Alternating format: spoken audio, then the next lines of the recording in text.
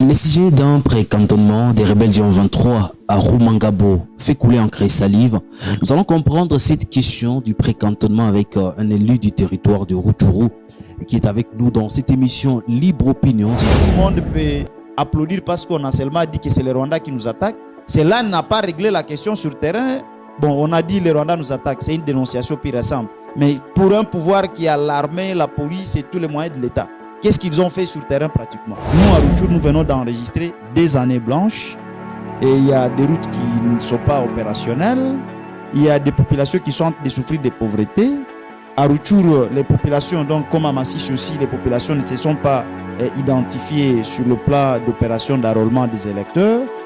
Et que donc vous allez voir que la guerre, au lieu que le gouvernement puisse y mettre des moyens, au lieu que le gouvernement puisse y mettre du sérieux, on est en train de gérer la guerre par tâtonnement. Il y a tantôt des troupes étrangères, des forces étrangères qui sont déployées sur les sols congolais et les populations ne sont pas en train de voir clair dans cette affaire.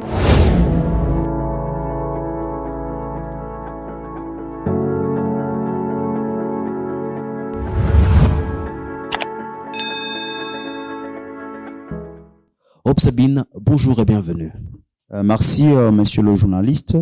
Je crois qu'au courant de l'émission, on va contribuer par rapport à notre point de vue.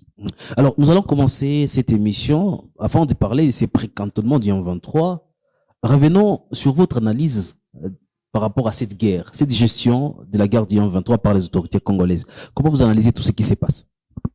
Merci bien. Je crois que en citoyen libre et a fortiori un élu du peuple, je vais vous dire que nous sommes sidérés de voir que le gouvernement est en train de gérer la guerre à manière dilatoire. Donc, ce que le gouvernement ne veut pas prendre ses responsabilités. Parce que vous allez comprendre avec moi quand les premières attaques, donc les premières attaques du 23 avaient commencé dans les secteurs Sabinho.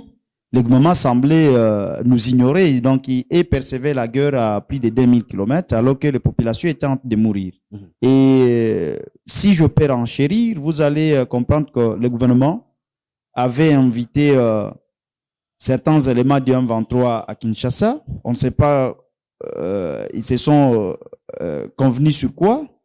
Le gouvernement lui-même a essayé un peu d'autoriser une opération de militaires RDF pour neutraliser un général des FDLR Foka, c'est le général Sylvestre Mudachumura, et quelqu'un d'autre des FDLR Rudi.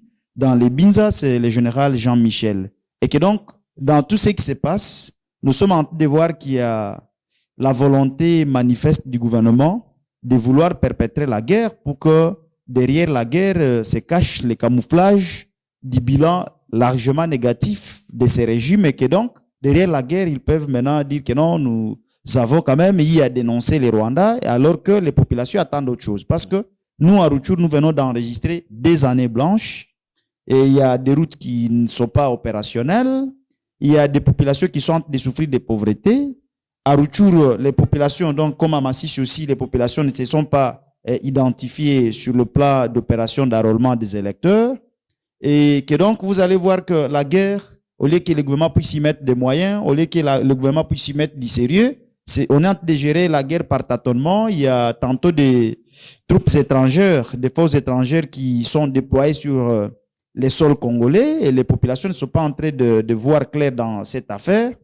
Au regard de ces tableaux aussi sombres par rapport à cette guerre du 23, le chef d'État, membre de l'EAC, décide de faire un précantonnement de rebelles du 23 à Rumangabo. Vous êtes élu de Rutshuru. Comment vous avez accueilli cette nouvelle? Merci bien. Donc, je crois que nous ne sommes pas surpris de cette décision parce que nous sommes en train de constater malheureusement que chez nous, la diplomatie est dans les caniveaux, donc le pouvoir est dans la rue parce que selon la feuille de route de Luanda, que ce soit aussi les résolutions de Nairobi, il avait été retenu que le M23 devait être cantonné à Sabinho. Peu après, nous avons été surpris que le président de la République avait annoncé qu'au lieu de Sabinho, c'est plutôt les Kindu. Et avant Kindu, les précantonnements devaient s'opérer vers Kichanga. Et après Kichanga, ça devient de manière spectaculaire qu'on vient de décider que le cantonnement doit se faire à Rumangabo. Rumangabo qui est un lieu très stratégique de l'Est de la République démocratique du Congo, de par les stratégies militaires. Et donc, le président Mobutu, à ce temps, avait décidé que les camps stratégiques puissent être à Rumangabo parce que celui qui est sur Rumangabo contrôle les deux frontières. Donc, les frontières de la RDC avec le Rwanda et celles de l'Ouganda. Avec Rumangabo, on contrôle la route nationale numéro 2. Avec Rumangabo, on contrôle le lac Edouard. Avec Rumangabo, on contrôle le parc national de Virunga. Avec Rumangabo, on peut intervenir directement sur Goma. Donc, Rumangabo reste un lieu très stratégique. Mais ce qui est trop surprenant dans tout ce qui se passe, c'est que avec toutes ces résolutions, non seulement le gouvernement a dit qu'on ne peut pas négocier avec les terroristes d'IM23, que c'est comme ça qu'ils les appellent, mais quand ils disent qu'on va en même temps cantonner les terroristes à Rumangabo, c'est qu'ils sont en train de vouloir démentir que ce ne sont plus des terroristes parce qu'aux terroristes, on ne pouvait même pas leur donner 1 mètre sur le territoire congolais. Ça, c'est un. De deux, ils sont en train de dire qu'ils ne sont pas en train de négocier, alors que la fête des routes de Luanda avait parlé de Sabinho. Donc, cette évolution-là, au lieu de Sabinho, que ce soit Kindu, que ce soit précantonnement à Kichanga, que ce soit précantonnement à Rumangabo, ça démontre à l'opinion que le gouvernement est en train de monter une négociation camouflée avec le M23 et avec les autres chefs de la région. Mais quand ils reviennent au pays, ils ont tendance à vouloir faire un autre message de manière à amener l'opinion dans les émotions, alors que à côté, la raison est en train de l'emporter. C'est quoi la crainte que vous avez? Acteur politique, déjà, vous êtes acteur politique, mais également un fils du territoire de Rutshuru. Quelle crainte vous avez? La crainte que nous avons, c'est que ils veulent quand même commencer à faire peur aux populations de Rutshuru. Parce que quand on a fermé toutes les routes parce que le M23 est là, et maintenant on dit on va les cantonner maintenant à Rumangabo ou à proximité de la route nationale numéro 2. C'est que chez nous, on veut montrer que la route ne sera plus opérationnelle. Parce que si les mêmes conditions vont continuer, c'est que cette route sera bloquée. Et que donc, c'est tout Rutshuru qui serait déjà dans la pauvreté et les tissus économiques délabrés. Et même, les activités socio-économiques ne vont plus revenir comme les activités scolaires. Ça, c'est un de deux. Quand on les cantonne là-bas, les groupes armés, parce qu'on a maintenant les groupes armés qui sillonnent partout, il y a des armes et munitions de guerre qui circulent de manière incontrôlée, il y a prolifération des milices sur le terrain, et que donc, ces camps-là peuvent être attaqués n'importe quand il y a cantonnement, et ces gens qui seront cantonnés là-bas peuvent aussi, par légitime défense, réagir, et que donc, ça serait continuer avec la guerre sur les territoires des Rutshuru. Et que donc, pour nous, ce ne sont pas des mesures durables de vouloir endiguer avec cette situation. Nous voulons finir cette émission avec vous et vous parler des mesures durables. Quelle serait la mesure durable pour mettre en déroute la M23? Parce que on semble croire qu'il n'y a pas de solution au fait qui s'impose directement. Comme élu, quelle solution vous proposez par rapport à cette fin de guerre? Merci bien. Comme élu, parce que pour la population, c'est la paix avant tout. Mais par quel chemin on va passer pour avoir cette paix? Il y a des chemins. Soit on privilégie des résolutions pacifiques à la guerre, et quand on privilégie des résolutions pacifiques, on prend la voie des solutions politiques et diplomatiques. Donc, on essaie un peu... Et c'est les chemins entrepris par Kinshasa jusqu'aujourd'hui.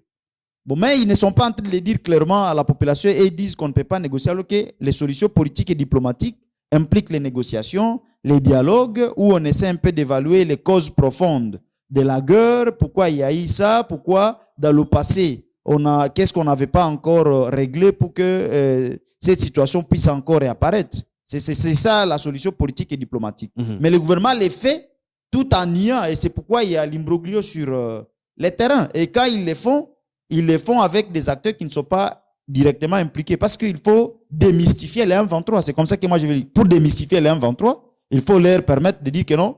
Bon. Est-ce que déjà aujourd'hui on connaît la vraie face du M23? Bon, qu'on arrive à le démystifier effectivement. Je crois que non, parce que le gouvernement a géré la guerre dans des communications bidons au lieu de mettre à côté les émotions et aller sur la voie de la raison. Parce que si tout le monde peut applaudir parce qu'on a seulement dit que c'est les Rwandais qui nous attaquent, cela n'a pas réglé la question sur le terrain. Bon, on a dit les Rwandais nous attaquent, c'est une dénonciation pure et simple. Mais pour un pouvoir qui a l'armée, la police et tous les moyens de l'État, qu'est-ce qu'ils ont fait sur le terrain pratiquement? On comprend la première voie, qui est la voie diplomatique. Oui. Et la deuxième voie, c'est la voie militaire. Et que donc, si nous voyons que notre armée est à même de vouloir démanteler l'horizon, de vouloir démanteler les M23, je crois que ça pourrait déjà porter des fruits. Mais vous voyez que pendant tout ce temps, on dit on ne va pas négocier avec les M23, non plus on n'attaque pas les M23. Et il y a prolifération des armées étrangères, alors que la MONUSCO nous pose problème, il y a eu des manifestations et les gens sont morts. Et aujourd'hui, on amène les autres armées étrangères sur les sols congolais. C'est que les retours poseraient encore aussi problème. Et donc, si nous pouvons envisager que notre armée réunit les conditions, que déjà, sur le plan logistique, sur le plan d'intelligence militaire ou les renseignements, ça va, sur le plan des ressources humaines, donc les troupes sont en ordre, nous pouvons relancer. Celui qui va l'emporter. Mais au-delà de ça, je crois que la théorie sur le plan international a dit que toutes les guerres du monde se sont soldées par des voies pacifiques et donc les résolutions politiques et diplomatiques. C'est ce qui vous arrange? Oui, ce qui nous arrange et ce qui arrange la population, parce que la population ici elle est en train de souffrir et les gens qui gèrent la guerre dans les émotions ne sont pas en train de payer les ponts cassés, parce qu'il y a des gens qui sont en train de vivre la guerre à plus de 2000 km. Il y a des gens qui, depuis qu'ils sont nés à Goma, ils ne savent pas comment ça se passe sur le terrain, mais allez demander les gens qui sont à Rutshuru, Masisi, à Beni et partout ailleurs, ils savent ce que représentent les coups de cartouches et les bruits des bottes. Il faut des voies pacifiques, en tout cas, pour mettre fin à cette guerre du 23. Voilà ce que peut dire un digne fils du territoire de Rutshuru également, un élu, en tout cas, au niveau provincial. Hope Sabine était notre invité dans cette émission Libre Opinion. Merci à vous de l'avoir suivi.